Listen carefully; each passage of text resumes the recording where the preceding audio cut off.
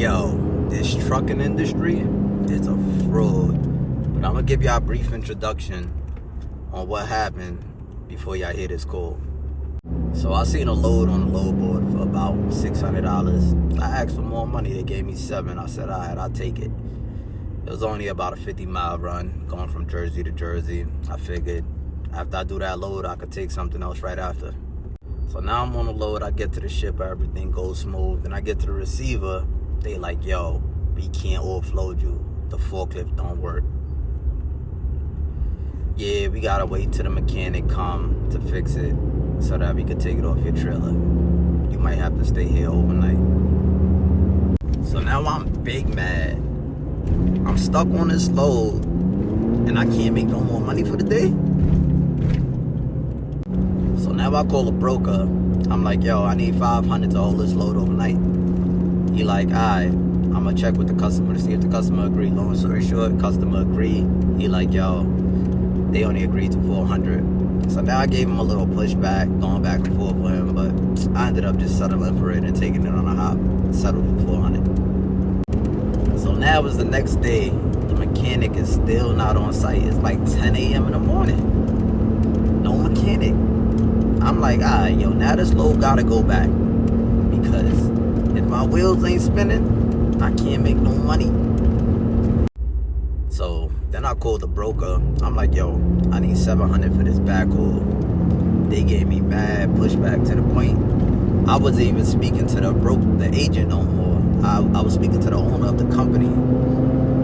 But I ended up settling for $400 out of that $700 that I wanted. But I'm done talking after this. But it's just one last thing I want to say to all my drivers out there, my owner ops, my dispatchers, or whatever role you play in this industry.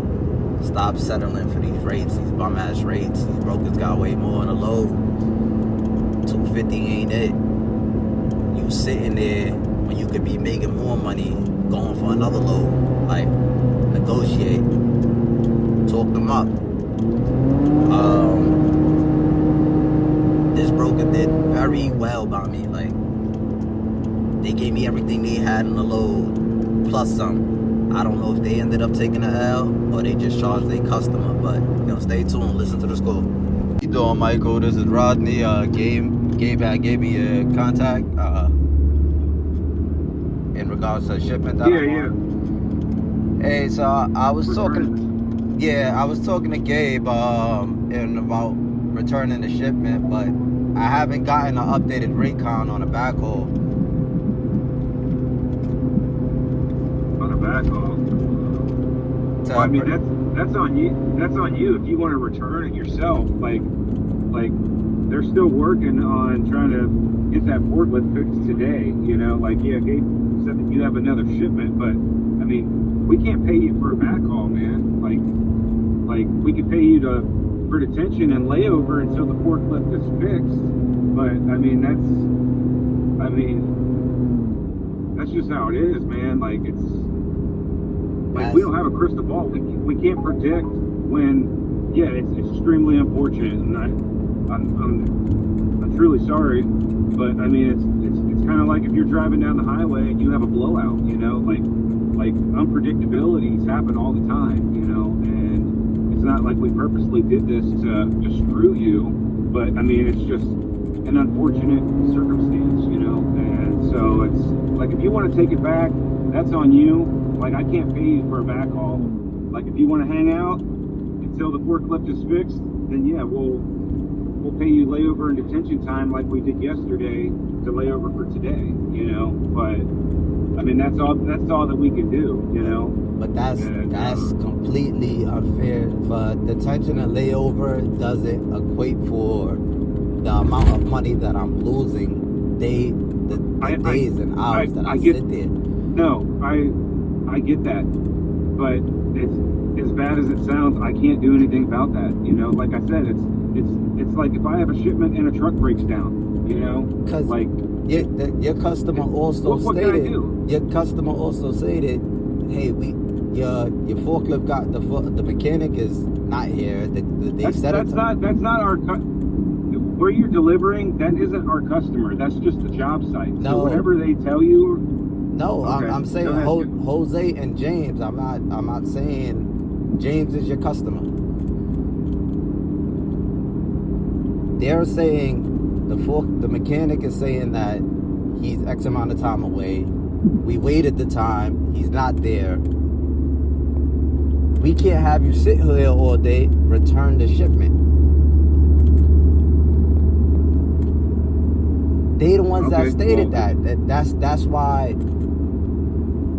I'm like, okay, I can't stay here all day anyways.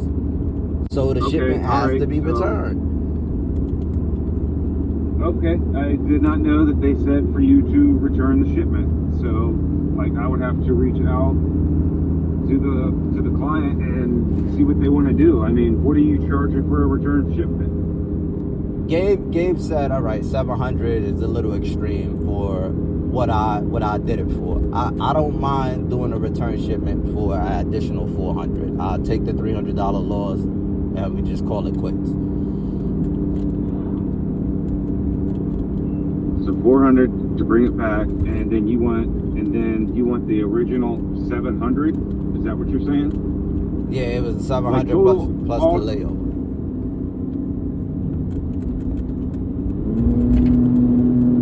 So you want $1,100 total for basically to run it there and to run it back, even though it is what it is. Okay. All right, I think I can make that work. Give me about 10 minutes, and I'll call you back. But that was also with the layover.